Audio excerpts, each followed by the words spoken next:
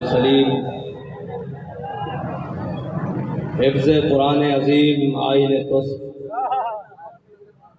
हरफ हक़रा फाश गुफ्तन दीन तुस्त।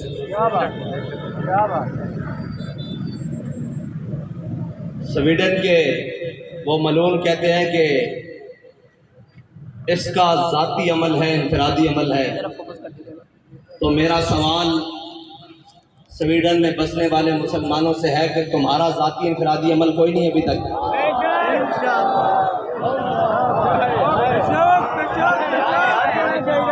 अगर तुम कलमा पढ़ते हो तो तुम्हारा भी ज़ाती इनफरादी अमल इस वक्त बहुत सारे हो जाने चाहिए थे।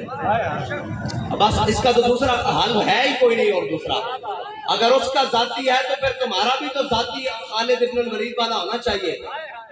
तुम्हारा ज़ाती अमल भी तो उमर बिन खत्ताब वाला होना चाहिए। तुम्हारा ज़ाती अमल भी तो जनाब गाजी इल्मुद्दीन वाला होना चाहिए।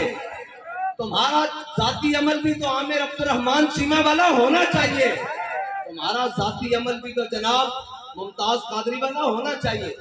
बस इसकी दूसरी कोई राय नहीं है कि उसके खिलाफ क्या बात करें। और एक ऐलान है, वो ऐलान ये है कि लब्बैक के पास हुकूमत नहीं है और हमारे पास इक़्तिदार भी नहीं है। इक़्तिदार पर यहूदो नसारा के एजेंट और दुनिया के बदतरीन हाकिम हमारे ऊपर मुसल्लत हैं और सियासी खुसरे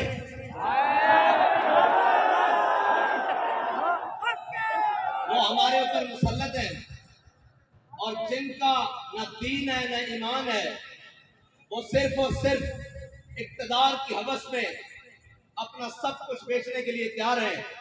उन्होंने पूरी कौम की इज्जत भी बेच डाली है। मेरा ऐलान पहला तो यह है कि इंशाअल्लाह इतवार वाले दिन जोहर से असर तक पाकिस्तान की हर बड़ी शाहराह पर लब्बैक वाले बैठेंगे, इसलिए कि हमारे पास इक़्तिदार नहीं है।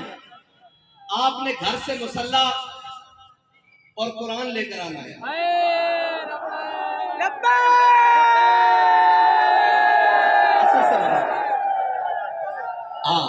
असर से मगरिब तक सबने इतवार वाले दिन कुरान और मुसल्ला लेकर आना है।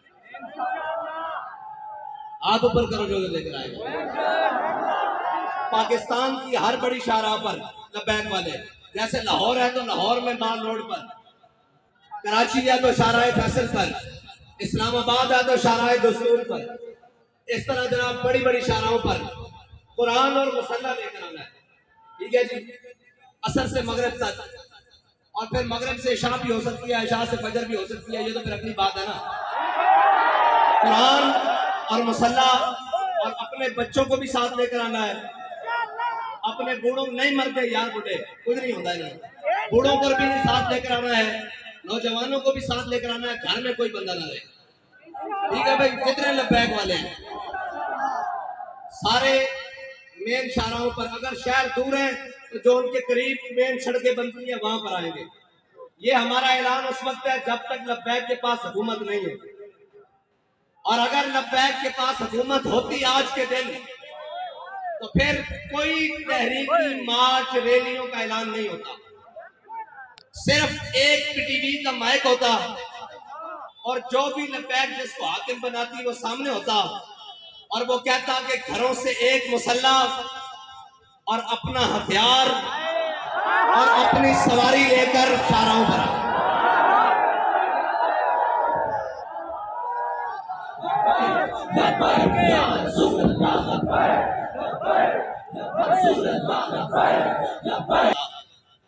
ये अपना हथियार, अपना मुसल्ला और सरों पर पगड़ियां तो हमने बांधी इसलिए है कि वो कफन के लिए।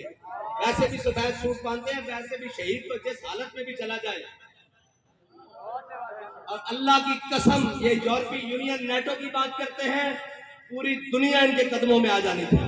अगर ये ऐलान आज भी कर दे कि तमाम मुसलमान जो चाहते हैं कुरान की हिफाजत हो तो अपना मुसल्ला बाईं बगल में और अपना हथियार दाईं बगल में और हाथ लब्बैक के नारे साथ बुलंद करते हुए बाहर आ जाए।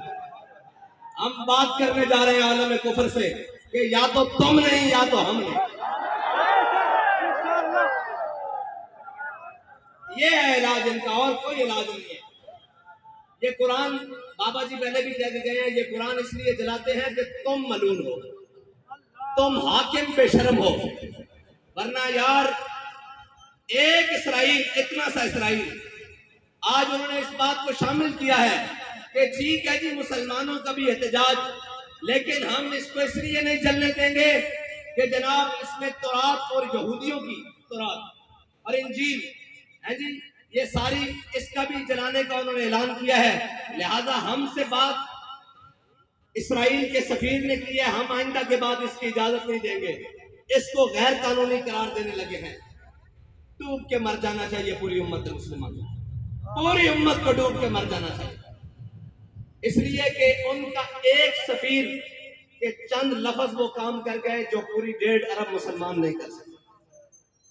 इकबाल कहता है हिफ्ज़े कुरान अजीम आईने तुस्त। इकबाल कहता है कुरान की हिफाजत ये तेरा पहला आईन है, इस्लाम का आईन है। हिफ्ज़े कुरान अजीम आईने तुस्त, ये तेरा पहला आईन है। और हक हरफ़े हक़रा फाश मुतन, कहता है जब भी हक की बात आ जाए सरे बाजार करना ये तेरा दीन है, ना तो आईन है। अब पूछते हैं लब्बैक वालों का आईन क्या है? आज के बाद आपको हमारा आईन पता लग गया है। अगर लब्बैक के बाद पास हुकूमत आई और अगर किसी ने ऐसी हरकत की तो हमारा इरादा एक ही हो।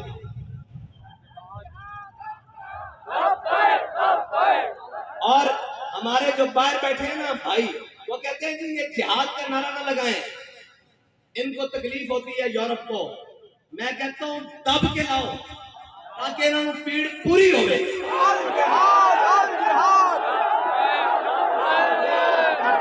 अल जिहाद अल जिहाद अल जिहाद अल जिहाद अल जिहाद अल जिहाद।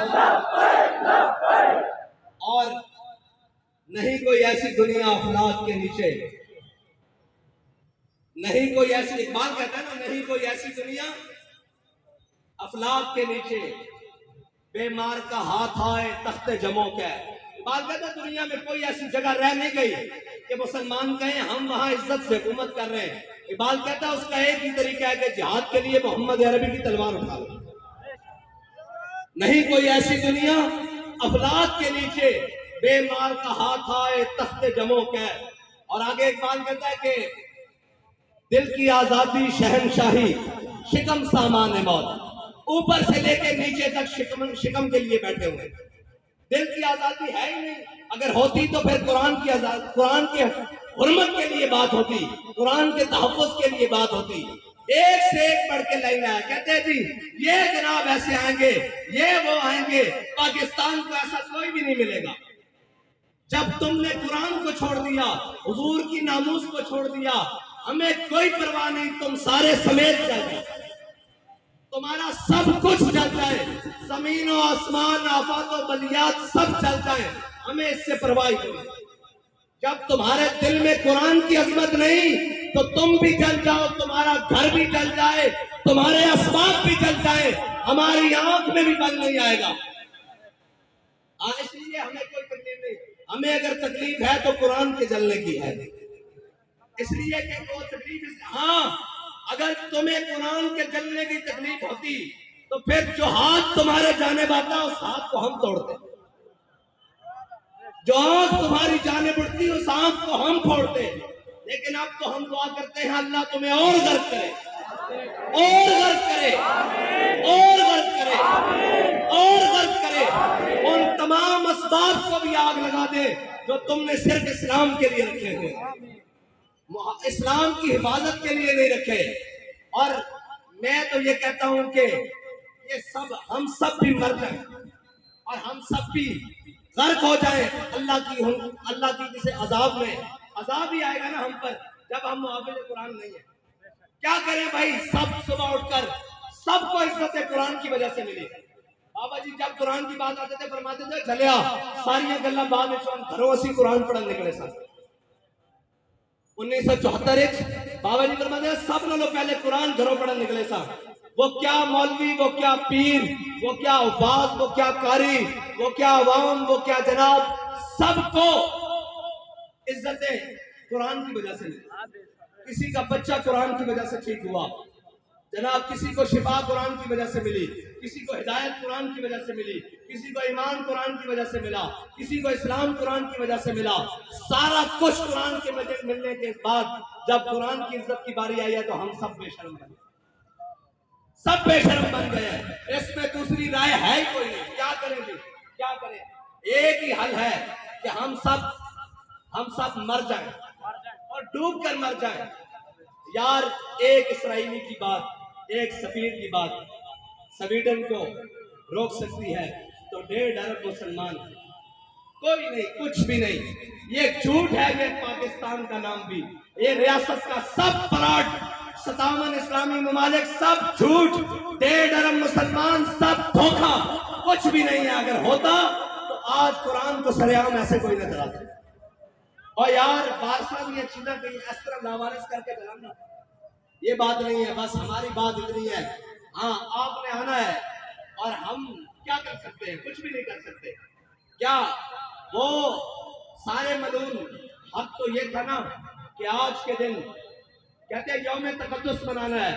मैंने कहा तुम तकद्दुस को छोड़ो, 365 दिन भी मनाओ तो कोई फर्क नहीं पड़ता। तकद्दुस तो वो है कि हमारा बच्चा भी कुरान को सीने से लगा के रखता है। तकद्दुस तो यहाँ से शुरू होता है ना, ऊपर तक जहाँ तक मर्जी ले जाओ। उसके निफाज की बात करो। तुम आज के दिन सिर्फ 1 मिनट के लिए नेवल चीफ भी बुला लेते, आर्मी चीफ भी बुला लेते, फिजाइया का चीफ भी बुला लेते, सारे आईजीज भी बुला लेते, रेंजर के सरबराह भी बुला लेते, सारी जनाब एफसी के सरबराह भी बुला लेते, सारे वजीर भी बुला लेते और सारे हाथ में आज क्लैशन को पकड़कर सफीर को बुलाते स्वीडन को। उसको कहते हो, तुम कहते हो कि जनाब हमने उसको आजादी दी रख लिया, शख्सी आजादी, हम मजम्मत करते हैं लेकिन उसकी शख्सी आजादी है। लो, आज हम तुम्हें ये बता रहे हैं कि हमने कुरान की हिफाजत का जिम्मा अल्लाह ने हमारे लिए लगाया है। हम जब तक कुरान की हिफाजत नहीं होती हम तुमसे जंग जारी रखते हैं।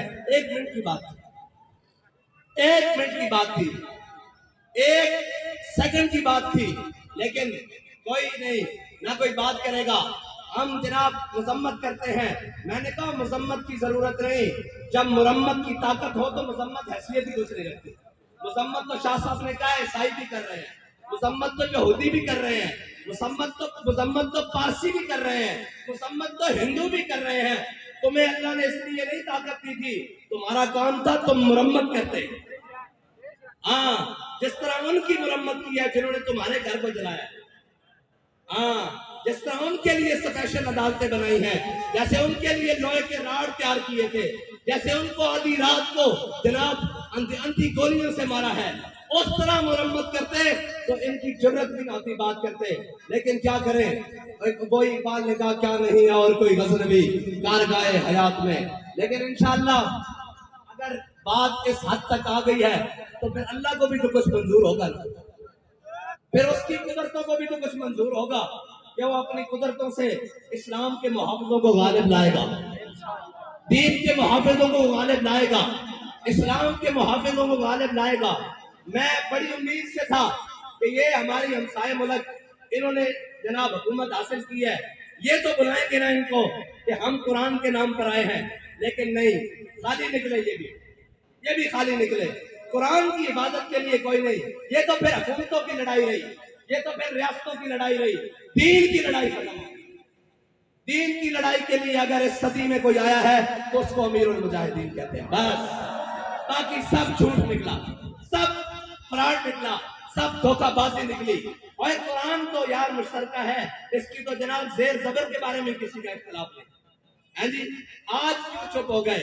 आज अपनी बारी आई तो सारे बंदूकें उठाकर सुपर पावरों से लड़ने चले गए, कुरान की बारी आई तो हुकूमतें बचाने चले गए। चलो, वाखिर दावाना।